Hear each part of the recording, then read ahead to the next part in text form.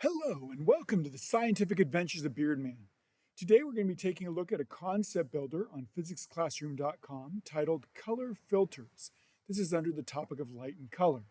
You'll see a couple of videos linked up here that will give some background. This is the final video for this topic. All right, to begin with, first of all, this is what we're talking about. A little colored, clear-ish thing that light can pass through. And that's what we mean by a color filter. So what is a filter?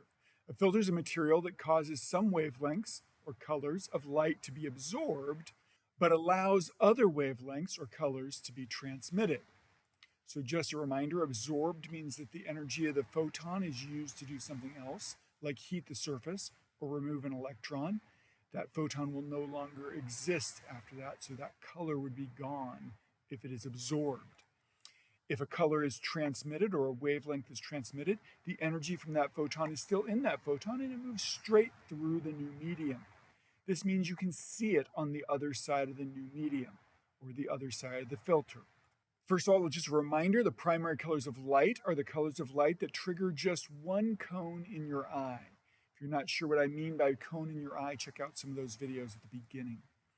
Primary pigments are paints or materials that absorb just one of the primary colors of light. That's cyan, yellow, and magenta. The color that we call a filter, so if we say a red filter, a green filter, the color of the filter is the colors of light that are transmitted. In other words, what colors we see on the other side. We can have filters that are primary pigments. A yellow filter would let yellow light through, and cyan and magenta. Or primary colors. We can have red, green, or blue filters. So a filter is a primary pigment if it absorbs one color. So if this filter absorbs just blue, that means we see two colors coming through it. And in this case, red and green would mean we have a yellow filter because two of the kinds of light are going through it. So we see a yellow filter is absorbing blue and transmitting green and red.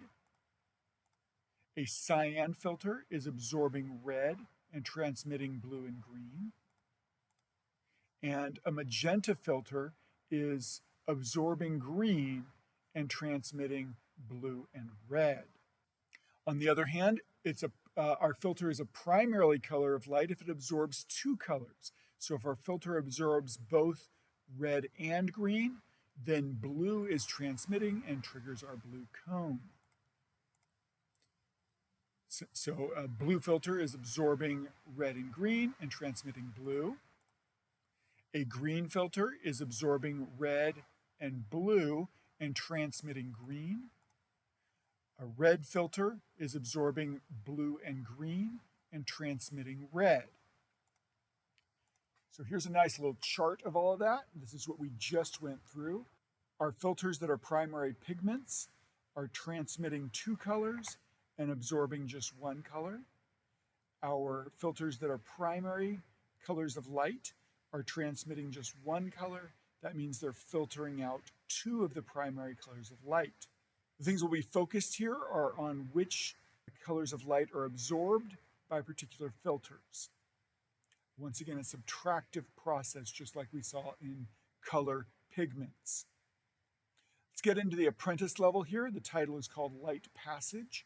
So we're simply saying what passes through. So the little chart over here will help with that. So if we have a cyan filter here, that means cyan is going to get through. As we see, cyan is going to get through. So what's absorbed? Red is absorbed. So you would not click on this arrow because red is being absorbed. It's going to lose its energy here and we will not have red carrying through. But the two colors that make up cyan will carry through. So you would click on the two of those. And that's the idea of the apprentice level. Moving on to the master level, titled Color the Screen. We see we have a white source, and it's going to travel through two filters. As it goes through each filter, something's going to be absorbed. I believe all of the filters will be primary pigments, so only one thing will be absorbed with each filter. First, we have a yellow filter. We see yellow absorbs blue. So blue is going to be absorbed. Then we see cyan absorbs red here. And so cyan is going to absorb the red. So as we see all three colors of light coming from the source here, we know that the red is going to get absorbed here, the blue will get absorbed here, and the green will not get absorbed by either of these filters, so the green is going to hit the screen. And since green is the only thing making it to the screen, you would click until you get the color green on the screen, since that's the only light that makes it through both filters. Our final level is called the wizard level, titled Name That Filter. You can see we got a picture here that has a bunch of colors on it. In this case, it's just a bunch of dots. But the same idea would be true if you had like a picture of the Mona Lisa here. Certain colors would make it through the filter and others would not. So as the green light heads to the filter, we can see that it makes it all the way through to the person's eye because we see the green dot here. For the cyan dot, we see green heading here to the filter, and we know it's going to pass on through because we already figured that out. But cyan has blue light also, and so that light comes through, and we can see that the blue light doesn't make it through. Only the green light makes it through here. So that means the blue is going to be absorbed here. Then as we continue this process, we can see red is going to make it through as well. And so if red and green are both making it through, well, if we see red and green light, this filter will appear yellow. This would be a yellow filter. So you'd click here until you see yellow. The last thing I want to talk about, since this is our last video of this topic, I wanted to talk about how computers look at color. Largely because computers can do more than the simplistic view of just 3 primary colors and 3 probably pigments, 6 total colors. We can get millions of colors, and I want to show you how you do that. So if you click on anything that lets you choose a color, you can usually choose custom, and this is kind of the easiest way to do it. You can see we're triggering the red cone in your eye here, and we're not triggering green or blue at all. So we get red, again triggering only green, we get green, only blue, we get blue.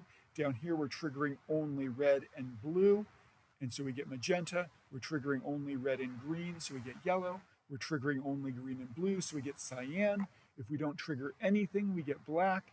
And if we trigger everything, we get white. But you can see we got numbers in here. And by the way, I don't know why 255 is the number there. But it is for some reason.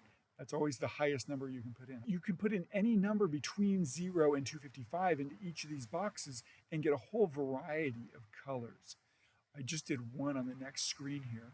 I just picked some random numbers. You can see green is the biggest number. So the green light is triggering your green cone the most. The blue is triggered next most. And we don't see much in the way of red. All the things that have red in them are not shown because that's being triggered the least. And so the ones that are triggering the most overshadow that, and we get a green-blue color. Now that you see how these work, have fun creating some colors of your own as you continue to explore and investigate the world. We'll catch you the next time on the Scientific Adventures of Beardman. Keep those beards bushy. So I just had to go look it up. It turns out the reason that 255 is the biggest number is because each color is stored with 8 bits of data.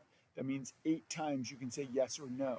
So that means the total number of choices for 8 bits is 2 to the 8th power, which is 256. It only counts up to 255 because it has to include 0. So 0 to 255 is 256 possible amounts of blue that your screen could shine with.